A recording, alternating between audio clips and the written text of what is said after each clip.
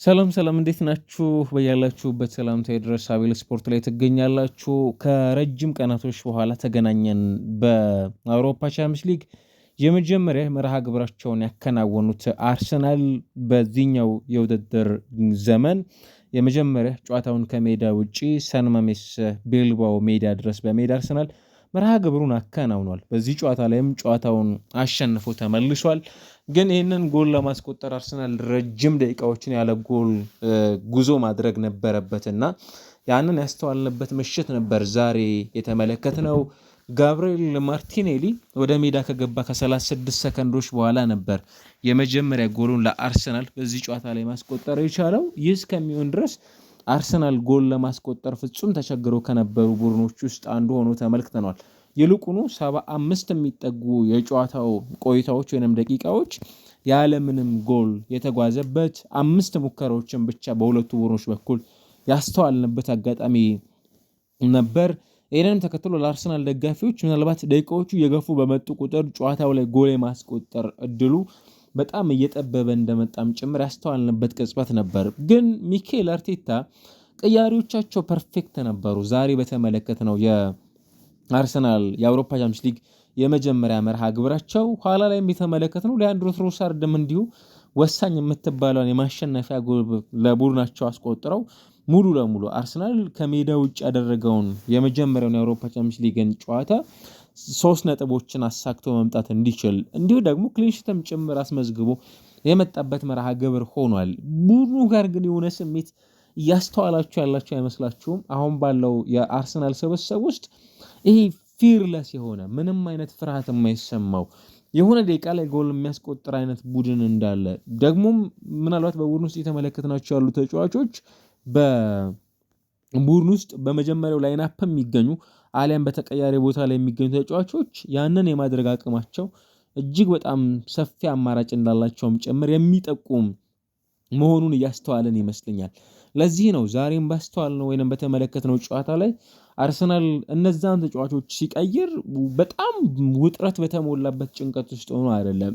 እነዚህ ተጫዋቾች ወደ ሜዳ ሲገቡ የሆነ ነገር ማድረግ እንደሚችሉ በአሰልጣኙ በኩል ኤክስፔክት ያደርጋሉ። እነዚህ ተጫዋቾች ጨዋታውን መቀየር የሚያስችል ኳሊቲ ያላቸው ተጫዋቾች ናቸው።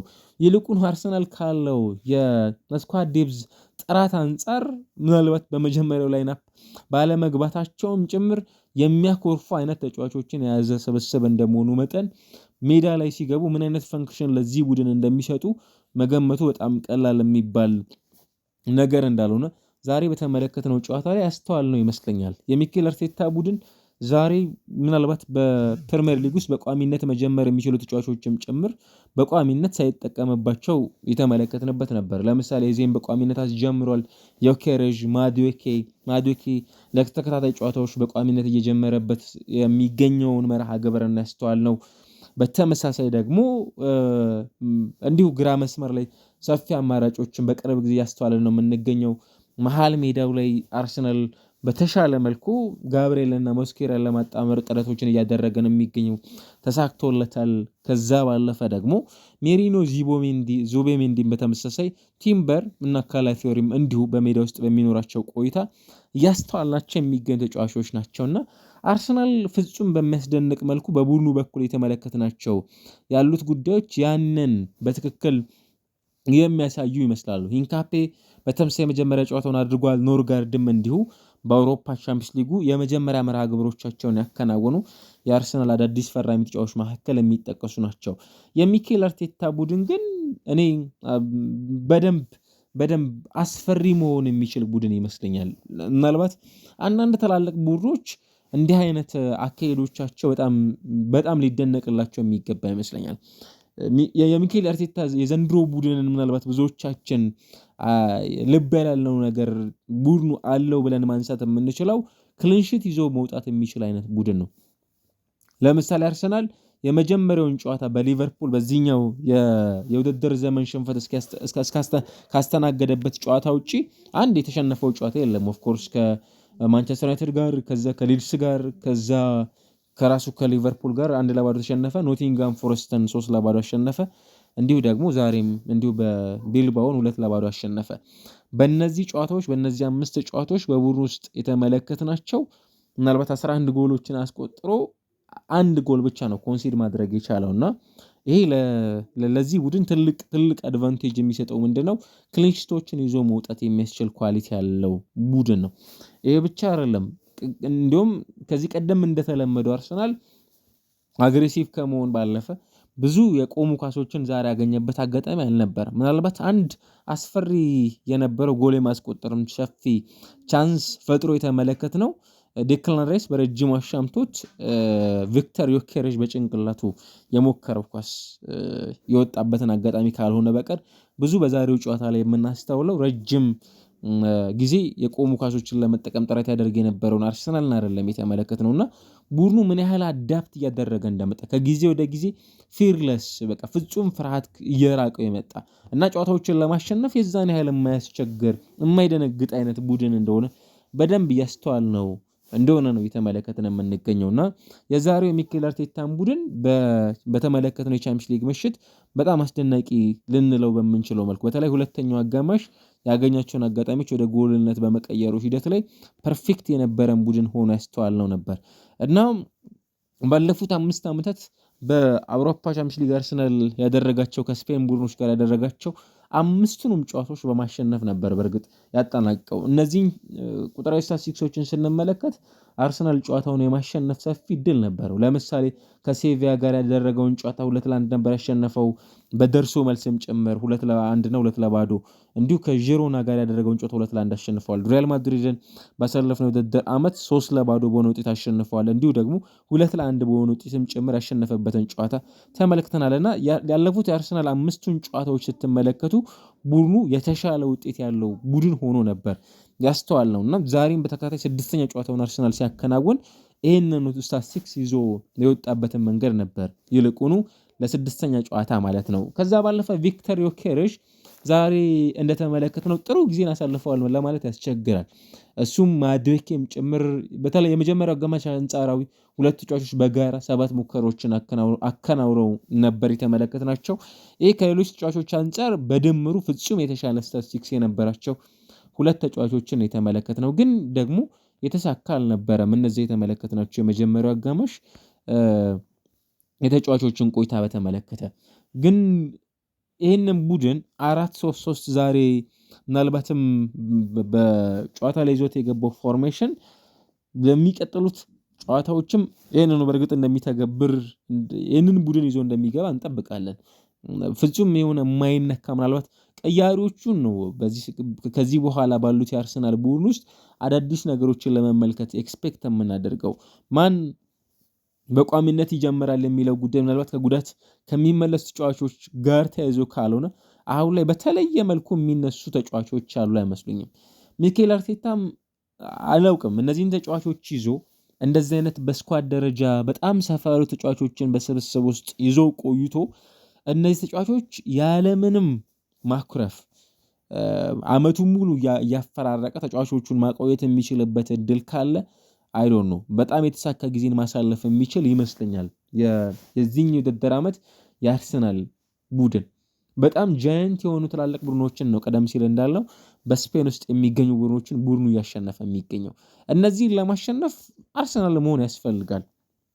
ይህ ካልሆነ እንዲሁ በቀላሉ ጨዋታዎችን ማሸነፍ የሚችል ቡድን መገንባት የሚቻል አይመስልም። ደግሞ ራሱን ችሎ በጣም በትልቁ ልናነሳው የምንችለው ትልቅ ውድድር ነው ያደረጉ የሚገኙት ደግሞ በዛ ላይ በጣም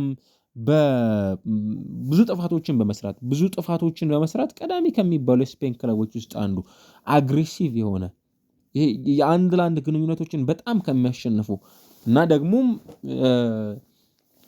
ቴክኒካሊ በጣም ፐርፌክት ከሚባሉ ቡድኖች ውስጥ አንዱ ነው። የዛሬው የመጀመሪያው ፕራዮሪቲ አድርገው የገቡት ኳሱን ከአርሰናል እግር ስር መንጠቅ የዛን ያህል አስፈላጊም አይደለም። ምናልባትም ማድረግ እንኳን ቢፈልጉ ከአርሰናል ተጫዋቾች አንጻር ያንን ማድረግ የሚያስችል የተሻለ አማራጭ የላቸውም። ግን ኢማጂን ማርቲን ኦዴጋርድ፣ ጋብሪኤል ሄሱስ፣ ክሪስቲያን ኖርጋርድ፣ ካይ ሃቨርትዝ፣ ቡካዮ ሳካ፣ ዊሊያም ሳሊባ አይነት ተጫዋቾችን በጉዳት ምክንያት አርሰናል በዋናው ቡድን ውስጥ ሳይዝ ነው። ኦኬ ኖርጋርድ ተቀይሮ ገብቷል 90ኛው ደቂቃ ላይ ምንም የተለየ ትርጉም የሚሰጥ ጨዋታ አይደለም። ምናልባት በቁጥር ደረጃ ጨዋታውን አከናውኗል የሚልን ሐሳብ ከመስጠት ያለፈ በዚህ ጨዋታ ላይ የሚኖረው የተለየ ፋይዳ አይኖርም። ግን ደግሞ በጨዋታው ላይ ለምሳሌ ይጠበቅ የነበረው የኤቤርቺ ኤዜን ነው። በእርግጥ ኤዜን በተመለከተ አሁን ላይ ብዙ ትችቶችን ማንሳት ተገቢ አይመስለኝም። ገና ነው፣ ከቡድኑ ጋር ለመዋሃድ ጊዜ የሚፈልግ አይነት ተጫዋች ነው። በመጀመሪያው አጋማሽ ጥሩ ጊዜን አሳልፈዋል ብዙ ማለት አይቻልም። ግን 4 ታክሎች በጨዋታ ላይ በተመለከትንበት አጋጣሚ ብዙ ታክሎች ኮንሲድ ያደረገው ተጫዋች ነበር። በሜዳ ውስጥ ከነበሩ ተጫዋቾች ውስጥ አንዱ እርሱ ነበር። ይጠበቃል ከቢልባው እሱን ማቆም የአርሰናልን ማጥቃት በተሻለ መጠን ለመቆጣጠር ፍጹም ማገዝ የሚችለው የሜዳ ላይ እንቅስቃሴ አንዱ እንደነበር ያስተዋልንበት ነበር። ይህን ተጫዋች መቆጣጠር በሚችሉበት ጊዜ ላይ በሜዳ ውስጥም በነበሩት 71 ደቂቃዎች ውስጥ በተመለከትነው ቆይታ በ40 ኳሶችን ነክቷል። 3ቱ በተጋጣሚ 1/3 ሜዳ ክፍል ላይ የነበሩ አጋጣሚዎች ናቸው። ከዛ ባለፈ በሁለት የሪከቨሪ ኳሶች ላይ ተሳትፎ ማድረግ ችሏል። እንዲሁ ደግሞ ምናልባት በሁለት አጋጣሚዎች የተሳኩ ድሪብሎችን ማድረግ ችሏል። ከሚፈልጉት ቆይታ አንጻር እሱም ሆነ ቪክተር ዮኬሬዥ የሰጡት ግልጋሎት አርሰናል በሚፈልገው ልክ አልነበረም። ዮኬሬዥን በተመሳሳይ እንዲሁ በሜዳ ውስጥ በነበሩት 65 ደቂቃዎች ውስጥ የተሻለ ጊዜን ማሳለፍ የቻለ ተጫዋች ነበር ለማለት ያስቸግራል። አንድ ቻንስ ክሬት አድርጓል። 4 ሙከራዎችን ያደረገበትን አጋጣሚ ተመልክተናል። 18 ኳሶችን ነበር መንካት የቻለው። ይልቁን ወደ ሜዳ መግባት የቻሉት እነዚህን ተጫዋቾች ቀይረው የገቡት ተጫዋቾች ጨዋታውን በተሻለ ደረጃ ማኔጅ ማድረግ የቻሉ ተጫዋቾች ነበሩ። ሁለቱ በተለይ ደግሞ በየ5 ደቂቃ ልዩነት ተቀይረው የገቡት የ30 ዓመቱ ሊያንድሮ ትሮሳርድ እና ጋብሪኤል ማርቲኔሊ በጣም የተሻለ ጊዜን አሳልፈዋል። 65 ደቂቃዎችን በሜዳ ውስጥ ካሳለፈው ቪክተር ዮኬሬዥ ይልቅ 25 ደቂቃዎችን በሜዳ ውስጥ ያሳለፈው ሊያንድሮ ትሮሳርድ ፐርፌክት ነበር። በጨዋታው ላይ በነበረው ቆይታ 14 ኳሶችን ነው መንካት የቻለው። ግን ከ14ቱ ኳስ አንድ ነው በተጋጣሚ ሳጥን ውስጥ የነካው ኳስ። ግን ደግሞ ቤስት የሚባለን የመጨረሻዋን የማሸነፊያን ጎል ማስቆጠር የቻለው እሱ ነበር። እንዲሁ አሲስተም ጭምር ደግሞ አድራጊ የነበረው ተጫዋች እርሱ ነው። ሁለቱ ወደ ሜዳ ተቀይረው የገቡ ተጫዋቾች እርስ በርስ አሲስት በመደራረግና ጎሎቹን በማስቆጠር የአርሰናልን የማሸነፊያ ምክንያት የሆኑ ተጫዋቾች እነሱ ነበሩ። በተመለከትነው ቆይታ ይሄ ጨዋታ ብዙ ጥፋቶችን ካስተናገዱ መርሃ ግብሮች ውስጥ አንዱ ነው። ምናልባት ምሽት ላይ ሌሎች የምንመለከታቸው መርሃ ግብሮች ይኖራሉ። ግን 33 ጥፋቶች ተሰርተውበታል። 18 ጥፋቶችን መስራት የቻለው አትሌቲኮ ቢልባኦ ሲሆን 15 ጥፋቶችን የሰራው ደግሞ አርሰናል ነበር። ብዙ ጥፋቶች ከሚያስተናግዱ መርሃ ግብሮች ውስጥ አንዱ ጨዋታ የነበር ማለት ነው። ብዙ ጥፋቶች አንድ ጨዋታ ካለው ጨዋታው በፈለገው ልክ ፍሎ ኖሮት መሄድ የሚችል ጨዋታ አይደለም። ለአይን በጣም ሳቢ ሆኖ ልንመለከተው የምንችለው ጨዋታ ላይሆን ይችላል። በምንም አይነት ሚንስ ግን የሚጠበቀው በጨዋታው ላይ በተለይ አሸንፎ የሚወጣው ቡድን በምንም አይነት መልኩ ከጨዋታው ላይ አስፈላጊውን 3 ነጥቦችን አሳክቶ መውጣት ከቡድኑ በኩል ይጠበቅ የነበረ ነው። ምናልባት ሁለተኛው አጋማሽ አርሰናል ከመጀመሪያው አጋማሽ ተሽሎ የተመለከትነው ነበር። ለምሳሌ በኳስ ቁጥጥር በሁለተኛው አጋማሽ ፍጹም የተሻለ ነበር። በኤክስጂ የተሻለ ነበር። ሙከራዎችን በማከናወን የተሻለ ነበር። ኢላማችን የጠበቁ ሙከራዎችን በማከናወን የተሻለ ነበር። ቢግ ቻንሶችን ክሬት በማድረግ አርሰናል የተሻለ ነበር። የፓሲንግ አኪዩሬሲ አርሰናል ሁለተኛው አጋማሽ ላይ የተሻለ ነበር። በአንጻራዊነት በሁለተኛው አጋማሽ ደግሞ ቢልባኦ ደክመው የተመለከትንባቸውን አጋጣሚዎች ያስተዋልንባቸው ነበሩ። በሜዳ ውስጥ ቁጥር 1 የሚባል የስፔን ብሔራዊ ቡድን ግብ ጠባቂ ሲሞንን ይዘዋል። ኡናይ ሲሞንን ይህንን በጨዋታው ላይ አርሰናል እንደ ሌላ ጨዋታ መሆን ቢችል ኖሮ በዚህ ጨዋታ ላይ ብዙ ጥፋቶች ያልነበሩት አይነት መርሃ ግብር ቢሆን ኖሮ የሚያስቆጥራቸው ጎሎች በሁለት ብቻ መገደብ የሚችሉ ላይሆኑ ይችሉ ነበር። ያንን የምንጠብቅባቸው አጋጣሚዎች ይፈጠሩ ነበር። ግን ጨዋታው ቀደም ሲል እንዳልኩት ይሄ ለአይን በጣም ሳቢና ማራኪ የነበረ ጨዋታ ነው ለማለት ያስቸግራል። በእርግጥ እንዲህ በተለይ የመጀመሪያ ጨዋታን እንደመሆኑ መጠን ደግሞ ቡድኖች በተለየ ጭንቀት ውስጥ የሚያከናውኑት መርሃ ግብር እንዳለው መሆኑ መጠን ጥንቃቄዎችንም ጭምር ያደርጋሉ። ቢያንስ አዌ ከሚያደርጓቸው መርሃ ግብሮች ውስጥ ቡድኖች በተቻለ መጠን ቢያንስ ማሸነፍ እንኳን ባይችሉ ሳይሸነፉ ከዛ ሜዳ መውጣትን ቀዳሚ ምርጫቸው ሊያደርጉ ይችላሉ። ግን በዚህኛው የዝውውር መስኮት አርሰናል ካስፈረማቸው በጣም አስደናቂ ከሚባሉ ተጫዋቾች ውስጥ አንዱ ይሄ የ21 ዓመቱ የአርሰናል የመሃል የተከላካይ ስፍራ ተጫዋች የሆነው ክሪስቲያን ሞስኬራ ምን አይነት አስደናቂ የሆነ ተጫዋች ነው። በቃ የጨዋታው ማን ኦፍ ዘ ማች ፐርፎርማንስ ማስመልከት የቻለን ተጫዋች ነው። በጣም አስደናቂ ጊዜን ያስመለከቱን ከሚገኙ የዚህኛው የዝውውር መስኮት አዳዲስ ፈራሚ ተጫዋቾች መካከል አንዱ ነው።